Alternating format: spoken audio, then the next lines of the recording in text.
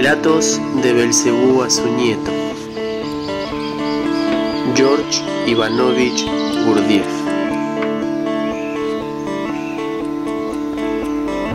Capítulo 42, quinta parte.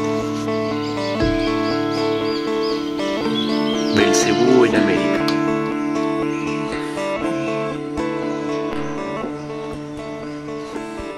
Comprenderá claramente cómo ayunan los cristianos ortodoxos rusos contemporáneos. Si le repito las palabras exactas de uno de esos cristianos ortodoxos rusos auténticos que escuché no hace mucho en Rusia.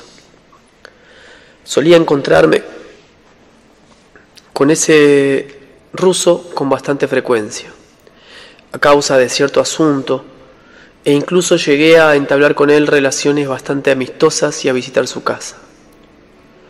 Estaba considerado como un buen cristiano y padre patriarcal de una familia. Descendía de los llamados antiguos creyentes.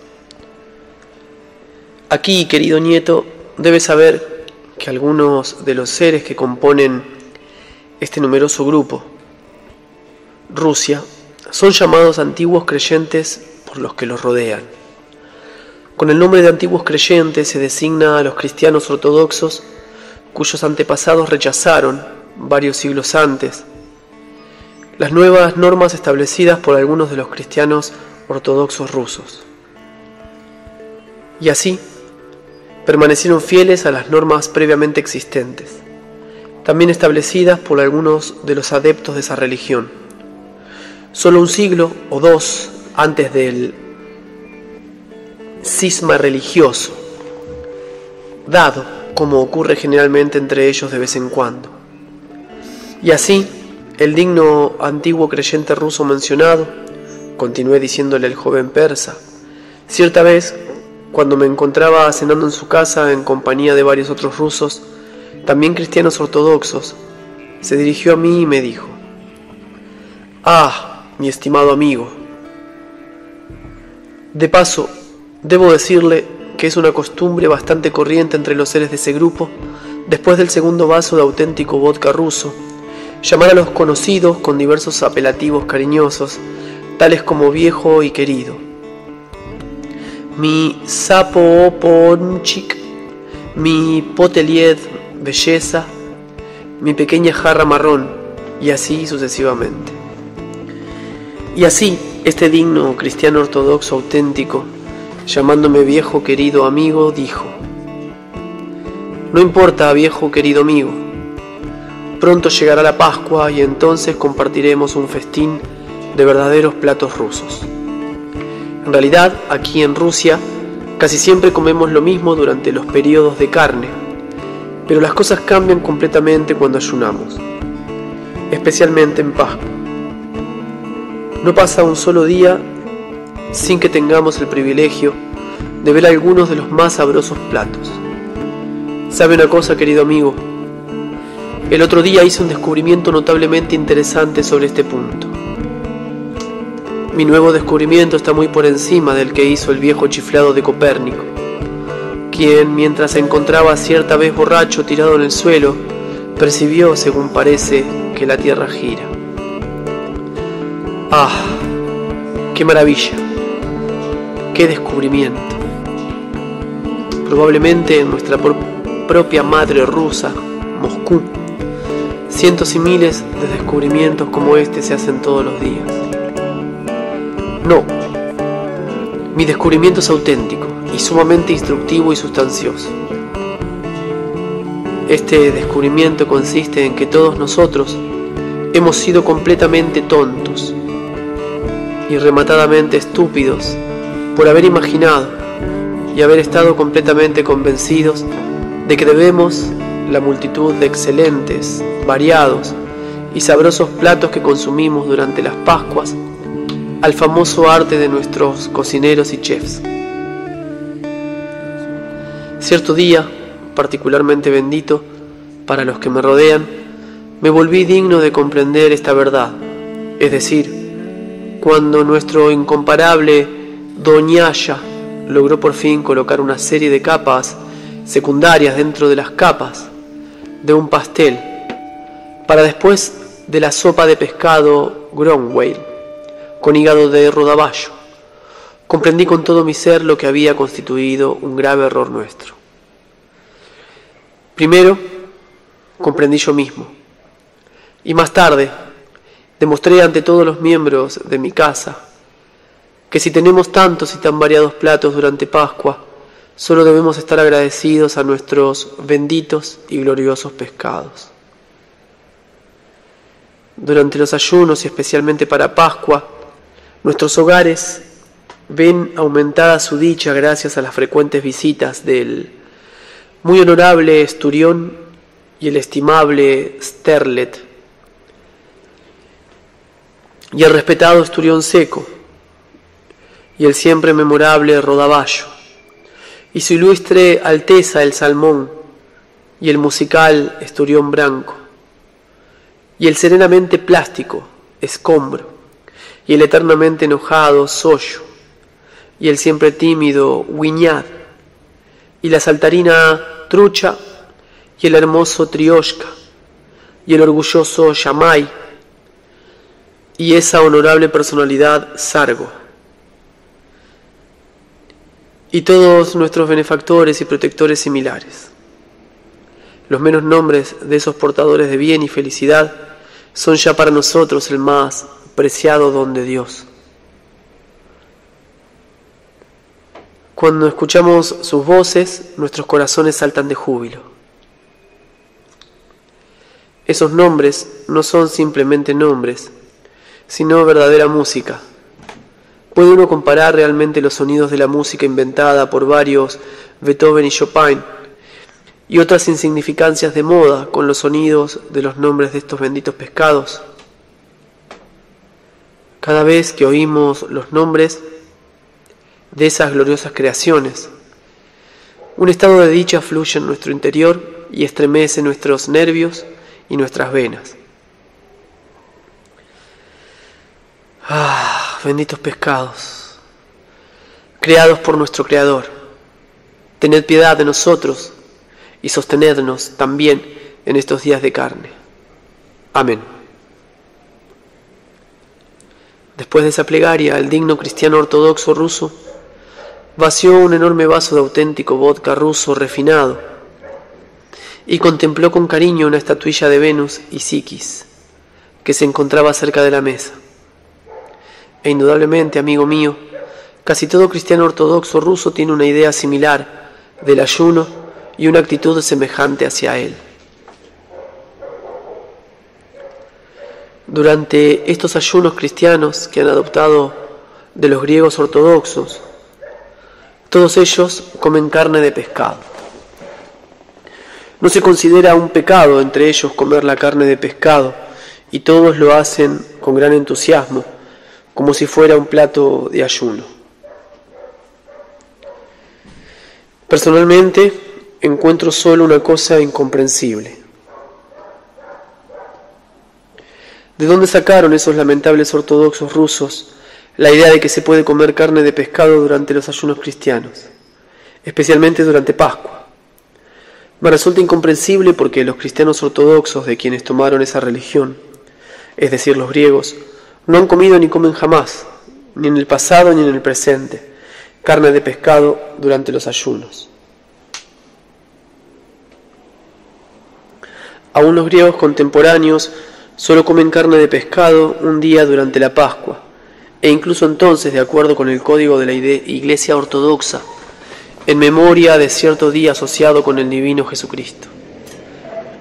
El resultado de un ayuno que permite el consumo de carne de pescado no solo no produce ningún shock a los que ayunan, sino que está en abierta contradicción con lo que el divino Jesucristo pretendía y enseñaba, para lo cual los grandes creadores de la religión cristiana establecieron esta costumbre.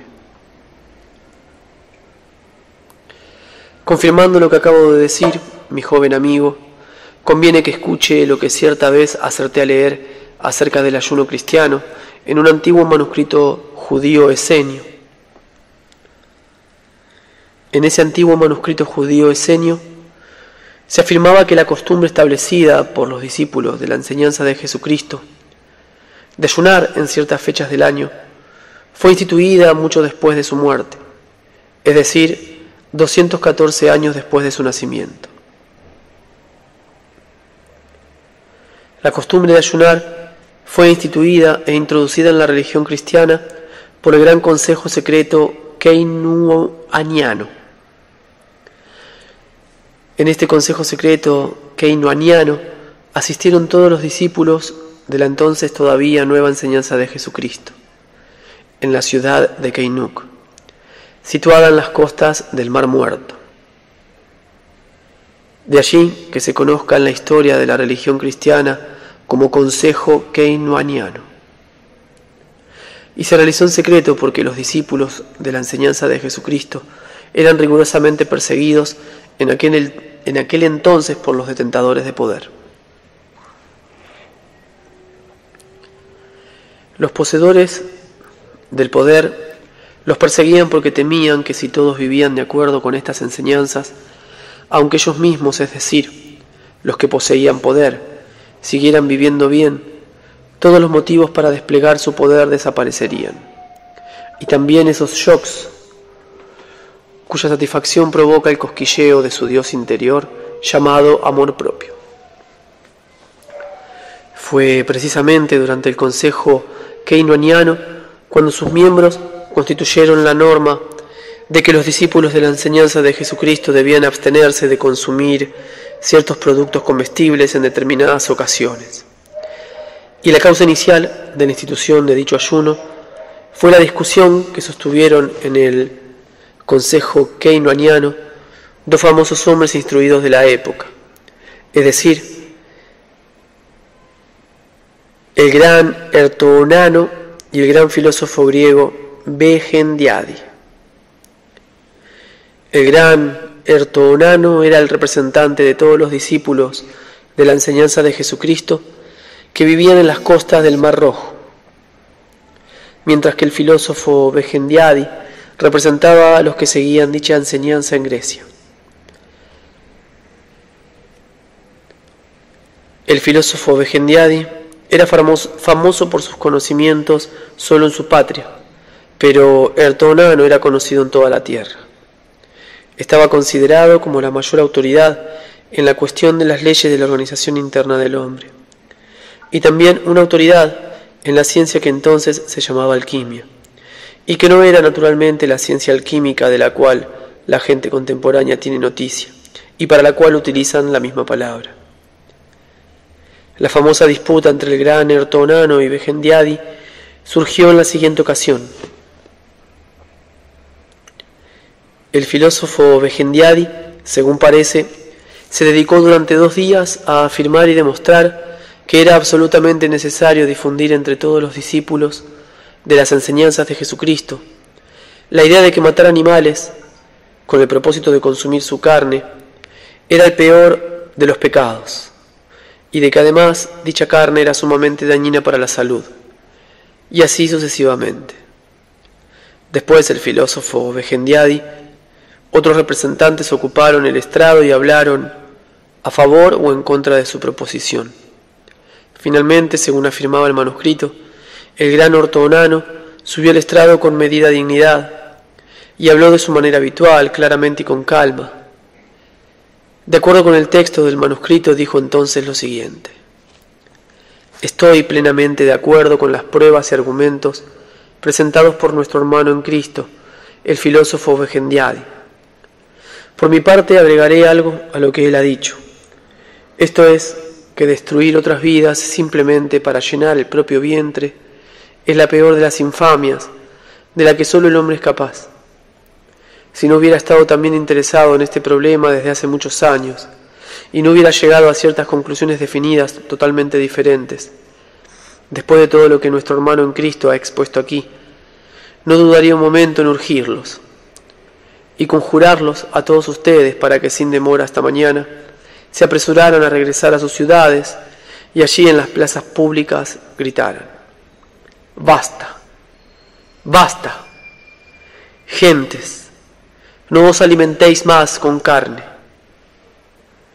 Vuestra práctica no solo es contraria a los mandamientos de Dios, sino que constituye la causa de todas vuestras enfermedades.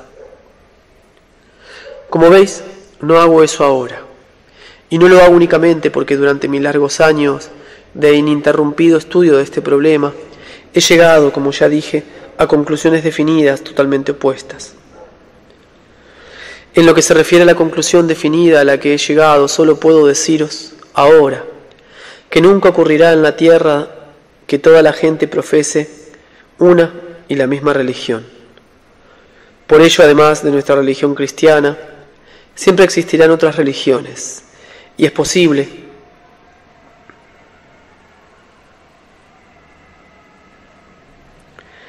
y es imposible estar seguro de que los discípulos de estas otras religiones se abstendrán también de consumir carne. Pero si no podemos estar seguros de que toda la gente de la tierra se abstendrá de alguna manera, alguna vez, de consumir carne, entonces debemos ahora,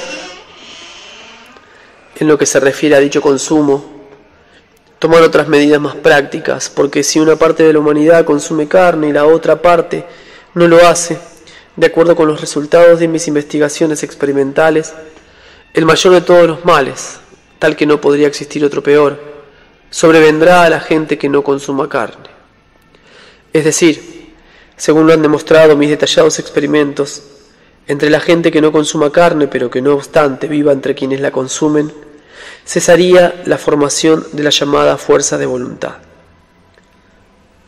Mis experimentos me demostraron que aunque cuando la salud corporal de la gente mejora cuando se abstiene de comer carne, no obstante, cuando esos seres se mezclan con aquellos que la consumen, su estado psíquico empeora inevitablemente, a pesar del hecho de que la condición de su organismo pueda al mismo tiempo mejorar a veces.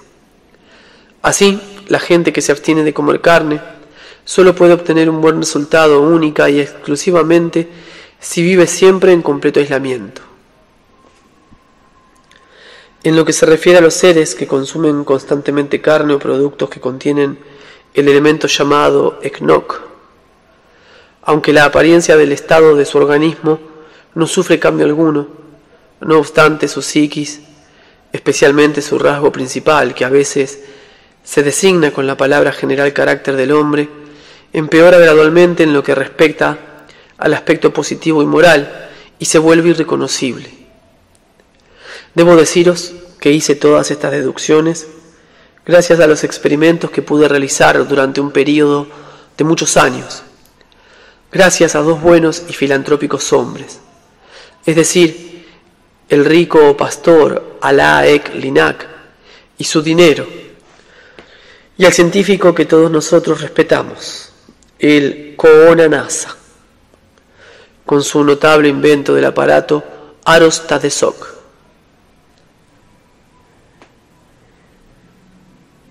Por medio de ese notable aparato Aros Tadesok, pude registrar diariamente durante varios años el estado general del organismo de todos los miles de seres que vivieron en condiciones experimentales a costa del buen pastor Alaa Ek Linak. Que nuestro Creador multiplique sus manadas.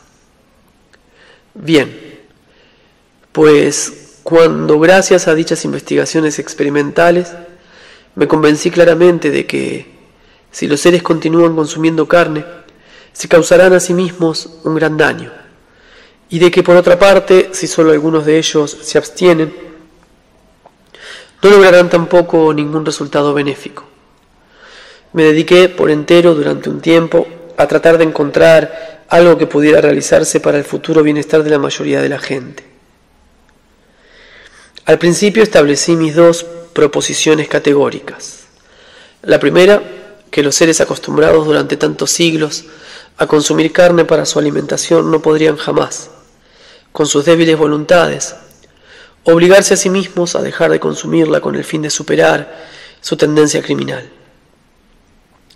Y la segunda, que aun si los seres decidieran dejar de comer carne y mantuvieran efectivamente su decisión durante un tiempo y hasta llegaran a perder el hábito de comer carne, nunca podrían, no obstante, abstenerse de comerla durante un tiempo bastante largo, como para llegar a adquirir una aversión total a ella. Y no podrían hacerlo porque nunca ocurrirá en la tierra que todos los seres tengan una misma religión o formen un gobierno único. Condición indispensable para que exista una influencia sugestiva positiva, penal o de cualquier otro carácter compulsivo común a todos, única que puede hacer que los que poseen la propiedad de sentirse estimulados por el ejemplo, movidos por la envidia e influidos magnéticamente, mantengan para siempre una resolución tomada.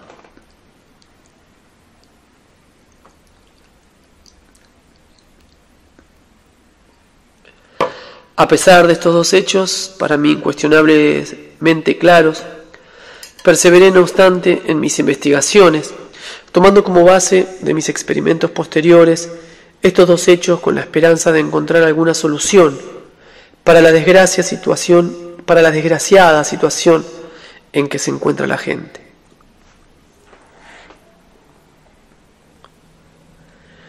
Está claro que todas mis investigaciones posteriores, en amplia escala, fueron posibles nuevamente gracias a la ayuda de la interminable fortuna del pastor Alá Yak Linak y al maravilloso aparato del sabio El Kohona Nasa. Los resultados de mis últimas investigaciones me demostraron que aunque en general la psiquis de los seres se deteriora, sin duda por la constante introducción en el organismo de la sustancia eknok, no obstante, esta sustancia ejerce un efecto particularmente nocivo solo durante ciertas épocas del año. Así, mis hermanos en Cristo, de todo lo que he dicho, y principalmente de las observaciones experimentales que he realizado con personas diariamente durante todo un año, y que me demostraron claramente que la intensidad del efecto dañino de la sustancia eknok disminuye en ciertas épocas del año. Puedo ahora expresar con confianza mi opinión personal de que si entre los discípulos de las enseñanzas de Jesucristo se extendiera y se confirmara la costumbre de abstenerse durante ciertas épocas del año del uso de los productos en cuya formación juega un papel predominante la sustancia eknok, si tal medida pudiera realmente ponerse en práctica, la gente recibiría una cierta cantidad de beneficio. Como mis numerosas investigaciones alquímicas me han demostrado, la sustancia eknok participa en la formación de los organismos de todas las vidas, sin ninguna excepción, que existen en la superficie de la Tierra y dentro de sus distintas esferas, como por ejemplo en el interior de la Tierra, en el agua, en la atmósfera y así sucesivamente. Esta sustancia también está presente en todo lo que existe para la formación del organismo mencionado, como por ejemplo en el fluido vascular de toda hembra embarazada, de todas las clases de vida, y en productos tales como la leche, los huevos, el caviar, etc. Las ideas expresadas por el gran Ertoonano sorprendieron y agitaron de tal modo a todos los miembros del Consejo Keinoaniano que la conmoción impidió que el gran Ertoonano siguiera hablando y lo obligó a interrumpir su discurso y a descender del estrado. El manuscrito decía también que el resultado de ese día fue la decisión unánime de todos los miembros del Consejo Keinoaniano de fijar, con la ayuda del gran Ertoonano, las épocas del año en que la sustancia eknok ejercía efectos más nocivos en la gente y difundir ampliamente entre los discípulos de Jesucristo la costumbre de ayunar en esas ocasiones, es decir, de abstenerse en ciertas épocas del año de productos que contuvieran la sustancia eknok, para ellos maléfica. Con esto concluía el manuscrito judaico esenio.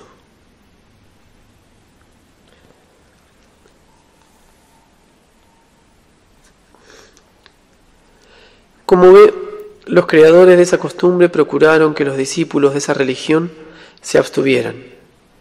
en las épocas fijadas de los productos que contienen la sustancia tan dañina para la salud y particularmente para su psiquismo.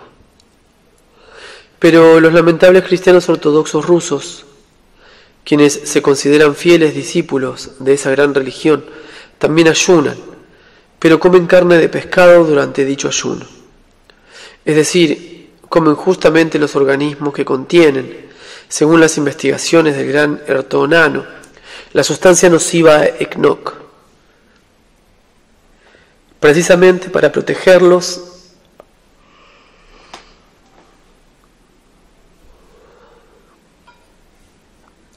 de la cual se creó esa sabia y saludable costumbre. Con esas palabras, querido nieto, concluí mi conversación con el simpático joven persa. En lo que se refiere a la destrucción y transformación por parte de los seres contemporáneos de esas buenas costumbres que le fueron legadas por sus sabios antepasados de épocas antiguas, nuestro incomparable Mullah Nasreddin tiene también un aforismo muy apto y sabio. Ah, gente, gente, ¿por qué son gente? Si no lo fueran, quizás serían más inteligentes. Un aforismo muy popular del tío Sam norteamericano también define muy bien la misma idea. Se dice que cuando el tío Sam de Norteamérica bebe un poco más de ginebra de lo acostumbrado, siempre dice durante una pausa: cuando nada está bien, solo entonces todo está bien. De cualquier modo, querido niño, debo admitir que ciertas costumbres que existen allí y que han llegado a tus favoritos contemporáneos desde la remota antigüedad son extraordinariamente buenas para la existencia ordinaria de los seres de ciertas comunidades terrestres. Estas costumbres son buenas porque fueron inventadas e introducidas en el proceso de la existencia de los seres por los seres tricerebrados terrestres que llevaron el perfeccionamiento de su razón a un grado que desgraciadamente ninguno de tus favoritos contemporáneos logra ya alcanzar. Los seres contemporáneos solo son capaces de crear costumbres que empeoran aún más la calidad de su psiquismo. Por ejemplo, han creado recientemente la práctica de bailar siempre, aquí, allí y en todas partes, cierto baile llamado foxtrot. En la actualidad, dicho foxtrot se practica en todas partes y a cualquier hora del día y la noche, no solo entre los seres jóvenes y aún no formados, que no han empezado siquiera a tener conciencia del sentido y la finalidad de su surgimiento y su existencia, sino también entre aquellos cuyos rostros se expresan claramente, como puede comprobar cualquier ser tricerebrado normal y más o menos sensato, que en lo que respecta a la duración de la existencia, como diría nuestro maestro, no solo tienen un pie en la tumba, sino también el otro. Sin embargo, lo importante es que el proceso de la experiencia en un ser durante el mencionado foxtrot es exactamente similar al que tiene lugar durante una enfermedad infantil que el gran Moisés denominaba Mordortem. La enfermedad a la que el gran Moisés dedicó la mitad de su existencia a desarraigar de los niños, ha sido resucitada casi deliberadamente por una multitud de tus favoritos. Contemporáneamente, de edad responsable, quienes la han difundido no solo entre los niños y la masa general de adultos, sino también entre los ancianos. Estas buenas costumbres para la existencia ordinaria llegaron a tus favoritos contemporáneos desde los antiguos seres tricerebrados de tu planeta, e incluso hoy existen muchas de ellas entre los seres de diversas comunidades del continente Asia. Algunas de las costumbres que existen allí ahora parecen al principio absurdamente extrañas y bárbaras, pero al investigar imparcial y profundamente el significado interior de cualquiera de estas costumbres, se ve con cuánta habilidad se ha incorporado en ellas algún beneficio higiénico o moral para la gente que las practica. Toma por ejemplo una de las costumbres terrestres aparentemente más absurdas, la que existe entre ciertas tribus de seres asiáticos llamados loors colenianos o gitanos colenianos, que viven en Persia y Afganistán, y que los otros seres llaman autofumigación gitana. Esta costumbre aparentemente estúpida cumple exactamente el mismo fin que la costumbre persa de la ablución o abdest. Esta tribu gitana está considerada como la más baja y sucia de todas las tribus que existen en la tierra, e indudablemente son tan sucios que sus ropas están siempre cubiertas de insectos llamados piojos. La costumbre de la autofumigación también sirve de paso para destruir dichos insectos. Aunque los seres hombres de esta tribu son sin duda increíblemente sucios, no solo se observa que las enfermedades venéreas no aparecen entre ellos, sino que ni siquiera conocen ni han oído mencionar jamás tales enfermedades. En mi opinión, ello se debe totalmente a esa costumbre que algún antiguo ser inteligente inventó para el bienestar de la gente de su época, y que pasando después de generación en generación, consiguió llegar hasta estos inmundos seres contemporáneos de la tribu de gitanos colenianos. Para el rito de la autofumigación, cada familia de gitanos cuenta con un ateshkaini, es decir, un banquillo de forma especial que ellos consideran sagrado, y realizan todo el ritual con la ayuda de dicho banquillo. Cada familia de gitanos posee también lo que se llama tandoor, es decir, un tipo especial de hoyo en la tierra, similar al que se encuentra en las casas en casi todo el continente de Asia, y que sirve como hogar sobre el cual generalmente hornean el pan y preparan la comida. En Asia, en estos tandoors, se quema principalmente lo que se denomina kesiak, un combustible compuesto por el estiércol de animales cuadrúpedos. El rito consiste en que cuando la familia de gitanos regresa al hogar por la noche, se quitan en primer lugar toda la ropa y la sacuden sobre el tandoor. El tandoor está casi siempre caliente porque el estiércol se quema muy lentamente y las cenizas que se forman alrededor del kesiak mantienen el fuego ardiente durante largo tiempo. De paso, es interesante destacar que cuando esos gitanos sacuden su ropa en el tandoor, tiene lugar como consecuencia de esa acción un fenómeno altamente interesante. Esto es, los piojos de la ropa se arrastran y caen en el fuego, donde explotan antes de quemarse. Y los diversos sonidos de la explosión de esos insectos, grandes y pequeños, producen en conjunto, una sorprendente sinfonía musical. Ante la mencionada explosión de los piojos, el que escucha tiene a veces la impresión de que en algún sitio no muy lejano se están disparando varias docenas de las llamadas ametralladoras. Bien, pues una vez que esos dignos gitanos han sacudido su no menos digna ropa, continúan con el rito sagrado. En primer lugar, colocan solemnemente y con cierta ceremonia el sagrado banquillo familiar en el tandoor, y por turno, de acuerdo con la edad, entran en el tandoor y se ponen en pie sobre el banquillo. El banquillo sagrado consiste simplemente en una pequeña tabla con 4 patas de hierro, y gracias a él es posible permanecer de pie en el tandoor sin quemarse los pies con las cenizas calientes. Mientras cada uno de los miembros de la familia se coloca sobre el banquillo sagrado, los miembros restantes entonan su cántico sagrado, mientras el que se encuentra en el banquillo se agacha y se levanta, doblando las rodillas lenta y solemnemente, y al mismo tiempo recita unas plegarias. La costumbre existe que lo haga hasta que todas las partes de sus órganos sexuales hayan sido calentadas por el tandoor. Una segunda costumbre muy similar y aparentemente no menos estúpida existe entre la gente de otra pequeña tribu llamada kurdos toosoli, que habitan en la Transcaucasia, no lejos del monte Ararat.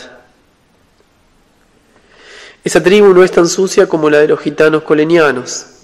Por el contrario, gracias a sus baños diarios en el río Aras y al hecho de que viven casi continuamente al aire libre, puesto que en su mayoría son pastores, no solo son sus miembros muy limpios, sino que ni siquiera emiten el olor específico que es peculiar de los seres de casi todas las pequeñas tribus que pueblan el Gran Asia. Cada familia de dicha tribu posee su propia choza, la cual les sirve como vivienda y para la recepción de invitados, puesto que la costumbre de visitarse mutuamente está altamente desarrollada entre las distintas familias de esa tribu. En cada choza es habitual encontrar en el rincón de la sección anterior lo que se llama un mungul sagrado, es decir, un hogar donde arde constantemente el humeante carbón de leña, o el mencionado kesiak. Y cerca de cada mungul sagrado cuelga una pequeña caja de madera llamada Knuit Not, que siempre contiene una cantidad de raíces de cierta planta. El rito de la autofumigación consiste en que cada uno de los miembros de la familia y cada huésped de ambos sexos, antes de pasar a la sección principal de la choza, está obligado a entrar en el mungul sagrado con el fin, como ellos dicen, de purificarse de la influencia de los malos espíritus que rodean al hombre, cuando éste se encuentra ocupado en su trabajo honesto. Y esa purificación se efectúa de la siguiente manera. Cada una de las personas que entra en la choza debe tomar unas cuantas raíces de la caja que cuelga allí y arrojarlas al fuego, y luego debe fumigar sus órganos sexuales con el humo que emiten las raíces al quemarse. En el caso de una mujer, ésta simplemente extiende la falda y se queda de pie sobre el mungul. Si se trata de un hombre, éste se quita o deja caer los pantalones y se coloca también sobre el humo mencionado. Solo después de esa purificación están en condiciones de entrar en la habitación principal. De otro modo, según ellos afirman, no solo se permitiría la entrada a la casa de malas influencias, sino que podrían contraer enfermedades sumamente dañinas. Estos sagrados mongules están generalmente protegidos por los mejores kedkimes, es decir, por un tejido especial que solo tejen los kurdos. Te repito, querido nieto, que en la actualidad existen en el continente de Asia muchísimas costumbres similares. Yo mismo he observado cientos de ellas, que a primera vista no parecían menos extrañas y bárbaras, pero que después de un estudio serio e imparcial de su significado oculto, revelaban siempre la misma finalidad, esto es, la destrucción de los portadores nocivos de diversas enfermedades o el fortalecimiento del pudor moral. Sin embargo, en el continente Europa casi no encontré una sola costumbre especialmente creada con fines higiénicos o para aumentar la moral de las masas. No puede negarse que también en el continente Europa existen varias costumbres, incluso millares de ellas, pero solo han sido establecidas con el propósito de que los seres tengan la posibilidad de complacerse mutuamente, o bien para ocultar el verdadero estado de cosas, es decir, para disimular las formas indeseables de la propia apariencia exterior. Indeseable naturalmente solo de acuerdo con la comprensión subjetiva, y para ocultar la nulidad de la propia significación interior. Estas costumbres existen allí, aumentan progresivamente, año tras año, la dualidad de la personalidad y la mente de los seres.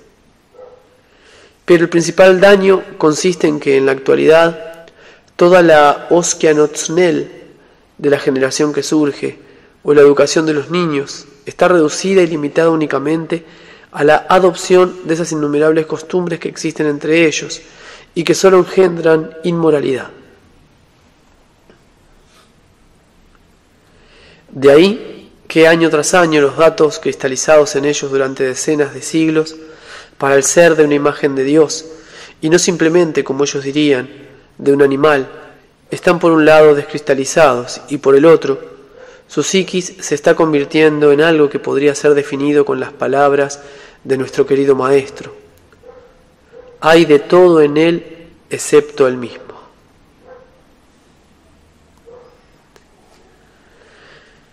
E indudablemente, debido a la existencia total de buenas costumbres patriarcales, debido a la ausencia total de costumbres patriarcales y a su notoria educación, los seres contemporáneos de ese continente se han transformado ya por completo en verdaderos autómatas o muñecos mecánicos vivientes. En el presente, cualquiera de ellos solo puede volverse animado y manifestarse exteriormente. cuando se presionan accidentalmente los llamados botones correspondientes de las impresiones que ya están presentes en él y que percibió mecánicamente durante la totalidad de su edad preparatoria. Pero a no ser que esos botones sean presionados, los seres constituyen por sí mismos, como diría también en este caso nuestro altamente estimado Mullah Nasruddin, trozos de carne. No debo dejar de mencionar aquí que una de las causas principales del estado de los seres de la civilización contemporánea es también su onanismo, una enfermedad que en los últimos tiempos se ha vuelto allí casi epidémica y que a su vez constituye también una consecuencia de la educación que dan a los niños, por culpa de cierta idea maléfica reciente establecida entre sus gobernantes y que constituye siempre una parte inseparable de la conciencia de todos, esto es, su maléfica idea de que es absolutamente incorrecto hablar a los niños acerca de la cuestión sexual. Y además vuelvo a destacar que precisamente esta idea, trivial para su ingenua razón, cuya significación nadie toma en cuenta, considerándola simplemente como lo que ellos llaman una cuestión de decencia o indecencia, constituye la causa principal del hecho de que hayan llegado a una mecanicidad psíquica tan fenomenal. En la totalidad de comprensiones definidas que ellos denominan educación, existe cierta sección que elucida e indica claramente qué es lo decente y qué es lo indecente, como ellos lo expresan para decir a los niños. Debes saber que al final de mi última visita a la superficie de tu planeta, tuve que hacer de esa cuestión maléfica terrestre el objeto de mi observación especial e incluso estudiarla en detalle. Para que conozcas aproximadamente los resultados a que conduce la educación terrestre contemporánea de los niños, te relataré cierto hecho que constituyó la primera causa de mi posterior interés especial en el problema de ese malentendido terrestre. Aunque ese hecho tuvo lugar en la gran comunidad llamada Rusia, no obstante, la historia que he de contarte es muy característica y proporciona una excelente ilustración de la educación general de los niños en la civilización contemporánea. Es característica porque también en la gran comunidad llamada Rusia, los seres responsables contemporáneos, especialmente los seres de la llamada alta clase gobernante, educan a sus hijos exactamente como los seres responsables contemporáneos de las otras comunidades que habitan en los continentes Europa y Norteamérica. Antes de relatarte esta historia que despertó en mí un impulso de interés por familiarizarme especialmente con el problema de la educación terrestre de los niños, te contaré a modo de prefacio algo que ocurrió justamente antes de eso y que ilustra admirablemente la significación de esa educación y constituyó también un eslabón en el desarrollo de mi interés por el problema.